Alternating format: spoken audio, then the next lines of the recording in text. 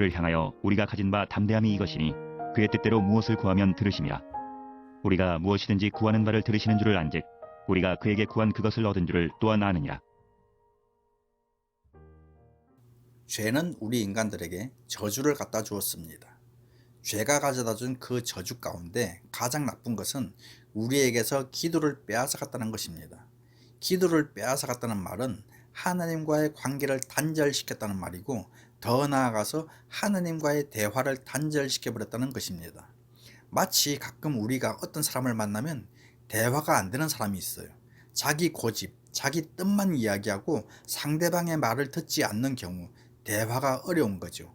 그러니까 죄는 하나님과 우리 사이에 대화를 하지 못하도록 기도를 빼앗아갔다는 것이죠. 이 기도를 빼앗긴 것을 우리는 저주라고 말할 수 있어요.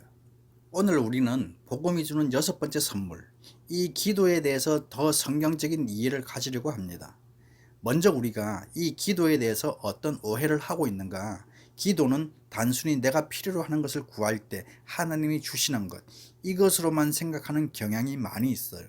다 그런 건 아니지만 일반적으로 교회 다니시는 분들 보면 지금까지 기도 생활을 하고 오시는데 내 원하는 것들을 다 달라는 생각으로 기도를 했지, 내가 이 기도를 통해서 하나님과 깊은 교제를 한다, 하나님과 깊은 대화를 나눈다, 이런 생각은 별로 하지 않는다고 하는 거죠. 피조물인 우리가 하나님과 대화하는 방법이 3가지가 있어요. 첫 번째는 하나님의 말씀입니다. 여러분이 성경을 읽거나 성경을 외우거나 성경 말씀을 가지고 묵상을 하는 것은 하나님과 대화를 하는 것이죠. 보이지 않으시는 하나님은 언제나 말씀을 통해서 우리에게 말을 하십니다. 두 번째, 하나님과 대화하는 방법은 찬양입니다. 여러분이 교회에서도 가정에서도 여러분의 그 삶의 자리에서도 찬송을 많이 부르는 것은 하나님과 깊은 나눔을, 만남을 갖고 있는 것입니다. 세 번째, 하나님과 대화하는 통로가 오늘 주제인 바로 기도입니다.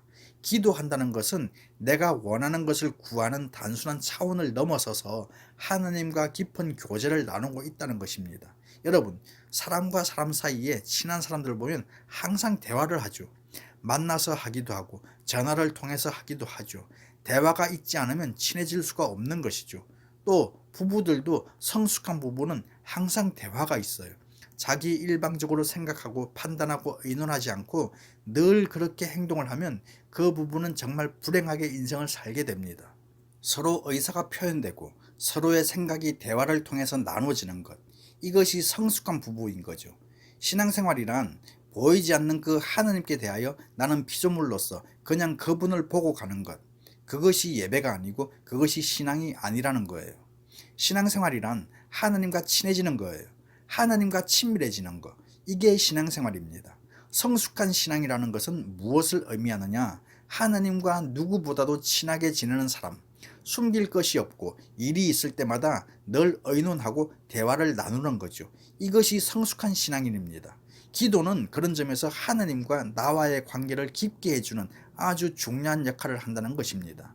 자, 그런데 이것이 기도라고 하면 또 하나 우리가 기도에 대해서 알기 위하여 이해해야 할 것이 있는데, 그것이 뭐냐면 죄가 가져다 주는 영향력. 죄가 3가지 영향력을 우리에게 행사하는데, 첫 번째, 죄는 하나님과 우리와의 관계를 늘 방해합니다. 하나님과 우리와의 대화를 방해하는 거죠. 어린아이들이 보면 그럴 때가 있죠.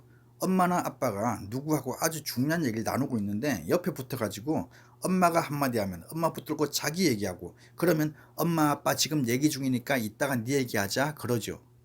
이 죄라는 것은 하나님과 우리의 대화를 계속해서 방해하는 거예요. 무슨 말인지 안 들리도록 방해하는 것이죠. 두 번째, 죄가 가지고 있는 영향력은 우리 안에 있는 성령의 능력을 소멸시켜 버립니다. 성령의 능력을 빼앗아가요. 그래서 우리를 완전히 무기력한 사람으로 만들어 버립니다. 세 번째, 죄가 가지고 있는 영향력은 우리가 간구하는 그 기도의 응답을 막아버린다는 것입니다. 기도 응답의 줄을 막아버린다는 것이죠. 그러니까 우리 안에 죄가 처리되지 않으면, 우리 심령이 깨끗하게 만들어지지 않는 한 우리가 간구하는 모든 기도는 하나님께로 응답받을 기도는 하지 말아야 돼요. 죄가 있으면 절대 응답이 없다는 것이죠. 죄는 예수님이 이 땅에 오셔서 십자가에서 죽기 전이나 십자가에서 죽은 이후에도 동일하게 계속해서 우리 안에서 활동하고 있다는 거죠. 이 실체를 우리가 알 필요가 있어요. 사탄이 두 가지 전략을 가지고 하느님과 우리 사이 속에서 활동을 했는데, 첫 번째 전략은 죄를 통해서 하느님과 우리의 관계를 단절시킵니다. 여러분, 성경에서 말하는 멸망이라는 것은 하나님과 우리의 관계가 단절되는 것을 말해요. 하나님과 상관없이 살아가게 된 것을 멸망이라고 말합니다. 그런데 예수께서 십자가에서 죽으심으로 십자가를 통해서 그 관계를 회복시켜 주셨어요. 그러니까 사탄의 전략이 실패로 돌아간 거죠. 물론 지금도 예수 그리스도를 믿지 않는 사람들은 그 사탄의 전략대로 하나님과 단절된 관계 속에서 멸망 속에서 인생을 살아가는 자들이 많이 있어요. 두 번째 사탄의 전략은 예수님의 십자가로 말미암아 하나님과의 관계가 회복된 이후에도 죄를 통해서 그분과 대화를 하지 못하고 살도록 만드는 거예요. 여러분, 우리가 부부라고 하는 관계가 있지만 대화가 나눠지는 부부가 있고 대화가 없는 부부가 있어요. 병든 부부는 대화가 없이 자기들의 일방적인 생각을 가지고 아내 역할을 하고 남편 역할을 하고 인생을 살려고 하지만, 건강한 부부는 서로에게 의사를 나누어서 함께 행복한 부부관계를 만드는 거예요. 이것처럼 하나님 믿고 하나님의 자녀가 된 것까지는 막지 못했어요. 자, 그 다음에 사탄이 하는 일은 하나님과 자녀된 우리 사이에 대화를 하지 못하도록 그 대화를 빼앗아가 버린 것입니다. 그게 기도를 빼앗아간 거예요. 그게 죄의 영향력이요 사탄의 전략이라는 것입니다. 왜 사탄이 이런 전략을 세웠을까? 왜 우리에게서 기도를 빼앗아갔는가? 그리스도인이 강할 수 있는 것은 기도의 능력뿐입니다. 사탄은 그것을 아는 거예요. 우리가 어떤 시험을 만나고 어떤 유혹을 당하고 어떤 고난을 당할 때에 그것들을 싸워 이길 수 있는 힘이 기도의 힘입니다. 끝없이 고난이라는 어려운 상황에 처해 있을 때 그것들을 끝까지 버틸 수 있는 힘, 고난으로부터 공격당할 때에 그것들을 내가 끝까지 버틸 수 있는 힘, 이게 기도의 능력인 것입니다. 이러한 능력, 고난을 이길 수 있는 능력은 기도를 통해서만 온다는 것입니다. 사탄의 유혹을 이길 수 있는 힘, 그 능력은 기도를 통해서만 우리에게 오는 것이죠. 왜 사탄이 그런 전략을 세웠느냐? 그 능력을 빼앗아가 버리면 자기 마음대로 요리할 수 있는 우리가 되기 때문에 아주 고단수의 기술을 사용하고 있는 것이죠. 기도가 없으면 하나님과 사귐도 없고, 기도가 없으면 당연히 능력도 없고, 기도가 없으면 당연히 하나님께로 얻는 게 아무것도 없도록, 그렇게 해서 하나님을 믿지만 별 볼 일 없는 교인으로 살아가도록 그렇게 역사하고 있다는 거죠. 그래서 사탄이 제일 다루기 쉬운 사람이 기도 안 하는 사람, 기도의 능력이 없는 사람인 거죠. 기도라는 것은 우리가 하면 할수록 성령의 능력이 우리 안에 쌓아지는 거예요. 평상시에 기도를 통해서 하나님의 능력이 내 안에 쌓아져야 시험을 만날 때, 고난을 당할 때, 유혹을 당할 때 그 능력으로 이길 수 있는 거예요. 벗어날 수 있는 거예요. 그래서 사탄이 우리에게 기도를 빼앗아 버림으로 교인은 교인이지만, 자녀는 자녀이지만, 구원은 받았지만 무기력한 사람으로 만드는 거예요. 그리고 자기 마음대로 여러분들을 시험하는 것입니다. 여러분, 사탄이 제일 우습게 보는 사람, 기도 안 하는 사람입니다. 사탄이 제일 깔보는 사람, 사탄이 제일 만만히 보는 사람, 기도 안 하는 사람입니다. 왜? 자기 능력으로 마음껏 할 수 있기 때문에. 사탄은 그래서 여러분 개인에게 늘 기도를 못하게 만들어요. 어떻게 기도를 뺏어가는가 하면, 기도할 시간이 어디 있어? 먹고 살아야지 언제 기도하니? 바쁘게 사는 이 세상에서 언제 따로 떼어 기도하니? 여러분 개인에게서 자꾸 기도를 이 핑계대고 저 핑계대고 빼앗아가는 거죠. 잠도 부족한데 무슨 새벽 기도를 가니? 하루 종일 일하고 피곤한데 무슨 철야 기도를 가니? 기도를 빼앗아가는 거예요. 왜? 그래야지만 사탄이 여러분을 마음대로 주무를 수 있기 때문에. 가정이라는 것은 그 신앙의 뿌리가 필요한데, 그 신앙의 뿌리라는 것은 부모님들이 기도를 하는 거예요. 그 부모님들의 기도가 그 가정의 뿌리를 믿음의 뿌리로 만드는 것입니다. 그래서 그 부모들에 의해 쌓아진 그 기도가 그 가정을 믿음의 터 위에 든든히 세우는 것이죠. 그래서 어떤 시험을 만날 때, 가정의 어려움을 당할 때 그 어려움 때문에 관계가 깨어지거나 서로 정죄하거나 식구들 간의 아픔을 주거나 그런 것이 없는 거예요. 그 평상시에 쌓아진 기도의 능력으로 온 가족들이 그와 같은 시험들을 함께 싸워 이겨나가는 것이죠. 교회도 마찬가지죠. 사탄은 기도 없는 교회를 제일 우습게 봅니다. 왜냐하면 사탄이 바람만 한번 후 해도 이렇게 쓰러지고 저렇게 쓰러지기 때문에 제일 얕잡아 보는 거예요. 그래서 여러분, 어떻게 하는가 하면 교회 봉사 열심히 해라, 예배도 열심히 드려라, 주방에서 밥도 하고 주일학교 교사도 하고 교회 일을 위해서 바쁘게 살아라. 그렇지만 기도는 하지 말아라. 기도할 시간 없잖아. 기도가 빠진 교회, 기도가 빠진 봉사, 기도가 빠진 모임, 그렇게 만들어 가는 거예요.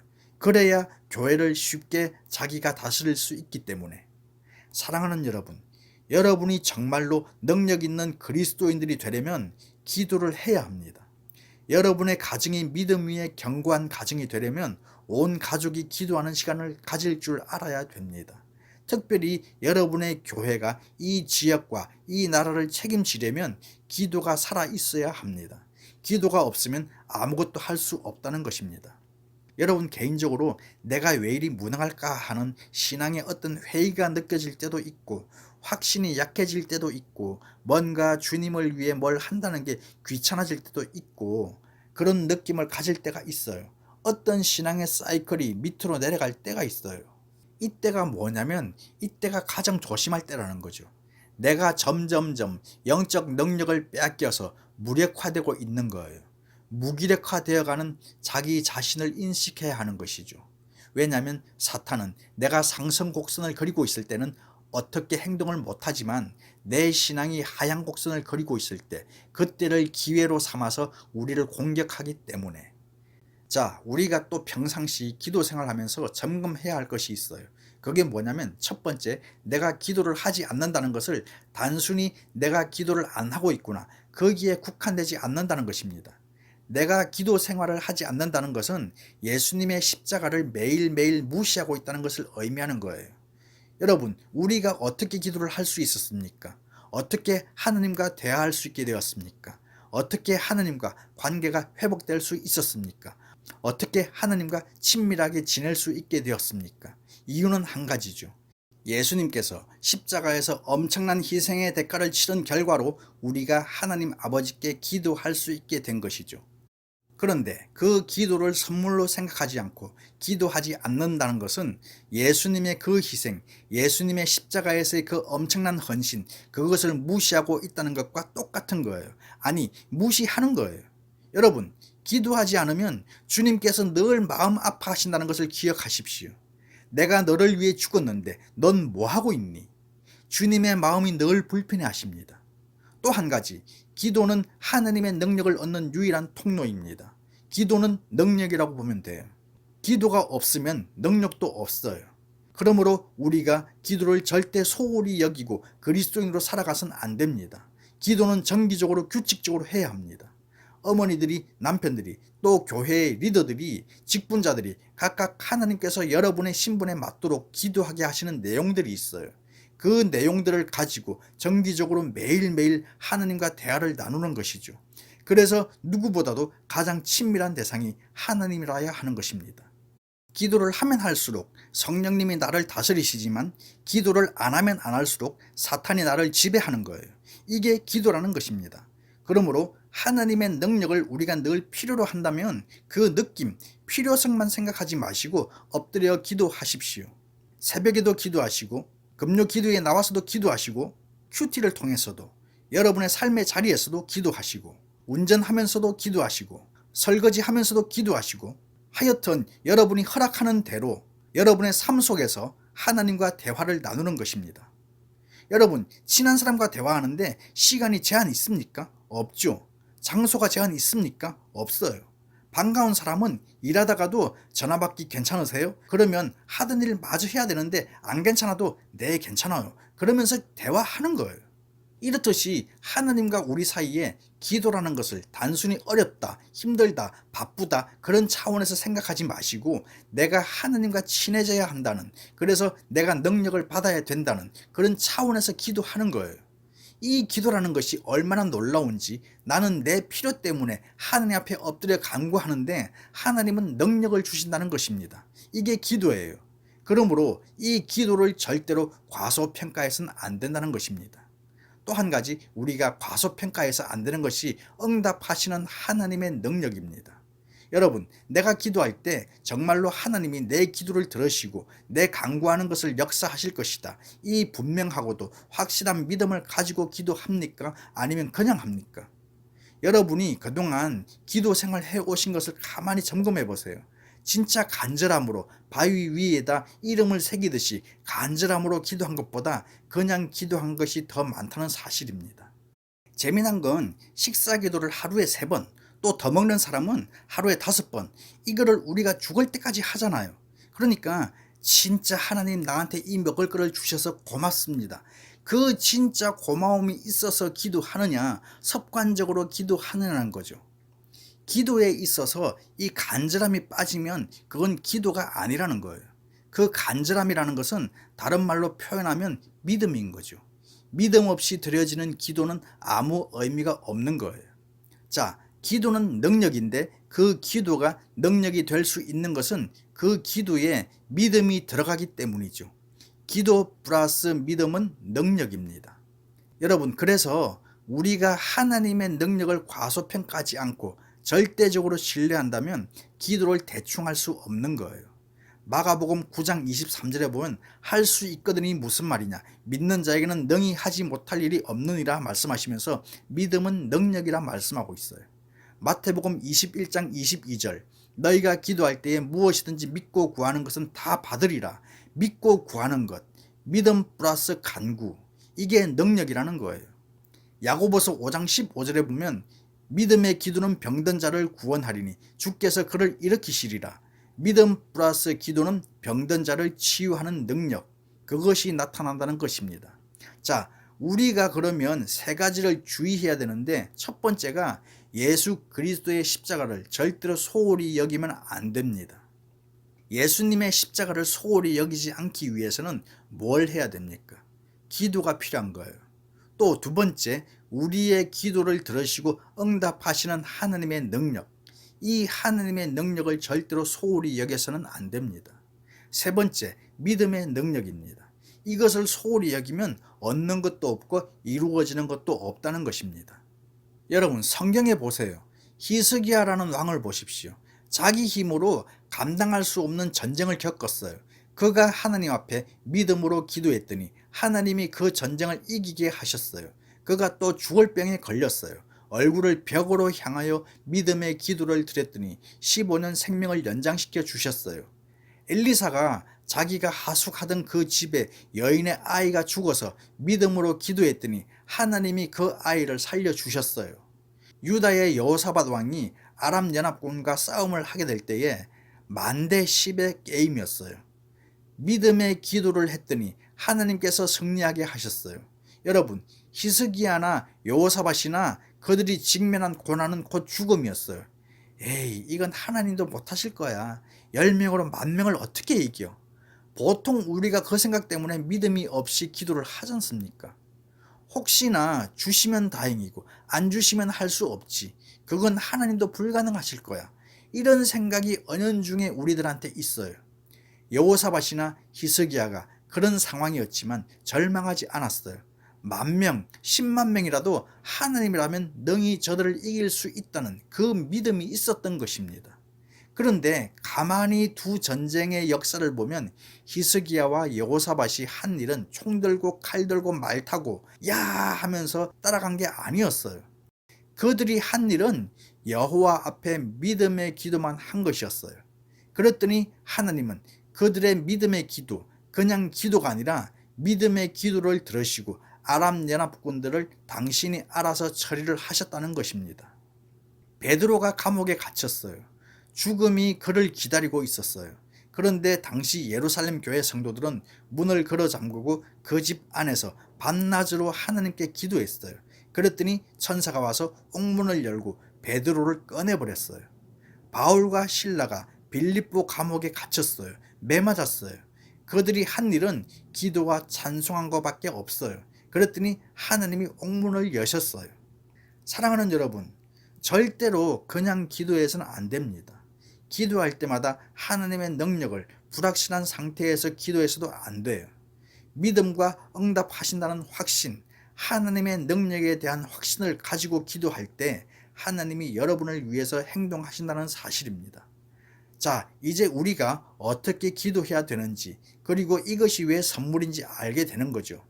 하나님과 대화를 깊이 할 수 있는 게 기도이기 때문에 선물이고, 하나님과 친해질 수 있는 유일한 방법이기 때문에 기도가 선물이고, 능력을 받을 수 있는 유일한 길이기 때문에 기도가 선물이고, 사탄의 유혹과 시험을 이길 수 있는 힘이기 때문에 기도가 선물인 것이죠. 그렇다면 우리가 이왕 죽을 때까지 기도 생활을 하는데 응답받는 기도를 하면서 살아야 되지 않는가? 여러분, 지금까지 기도 생활하면서 응답받은 게 더 많습니까? 응답받지 못한 게 더 많습니까? 자, 오늘 본문 말씀 한 번 더 읽어봅니다. 요한일서 5장 14, 15절 말씀. 그를 향하여 우리가 가진 바 담대함이 이것이니 그의 뜻대로 무엇을 구하면 들으심이라. 우리가 무엇이든지 구하는 바를 들으시는 줄을 안즉 우리가 그에게 구한 그것을 얻은 줄을 또한 아느니라. 여러분, 만약 하나님께서 여러분이 간구하는 대로 다 주신다면, 여러분이 기도하는 대로 다 주신다면 어떨까요? 그것은 저주입니다. 여러분, 기도했는데 하나님 응답 안 하셨다. 하나님께 대하여 절대로 불평하지 마십시오. 우리가 기도하는 많은 내용들 중에 하나님 앞에 잘못 기도하는 내용이 많다는 것입니다. 잘못 간구하는 내용이 많다는 거예요. 그런 것들을 다 하나님이 들어주셨다면 그것 때문에 우린 이미 다 죽었을지 몰라요. 한번 생각해 보세요. 누군가 정말 꼴도 보기 싫다고 제발 저 사람 좀 내 눈 앞에서 치워달라고 죽어 없어졌으면 하는 기도를 들어주신다면, 나는 몰랐는데 누군가 나를 그렇게 생각하고 기도하는 사람이 있었다면 그 기도의 응답은 저주인 거죠. 우리가 기도하는 내용들 하나님이 족족이 다 주시면 어떻게 될까요? 이제 초등학교 다니는 아이가 오토바이 갖고 싶다고 그래 나는 아빠니까 사랑하는 자식을 위해서 아빠가 사줄게. 그건 선물이 아니라 저주인 거죠. 또 우리가 뭔지도 모르고 구하는 기도가 많아요.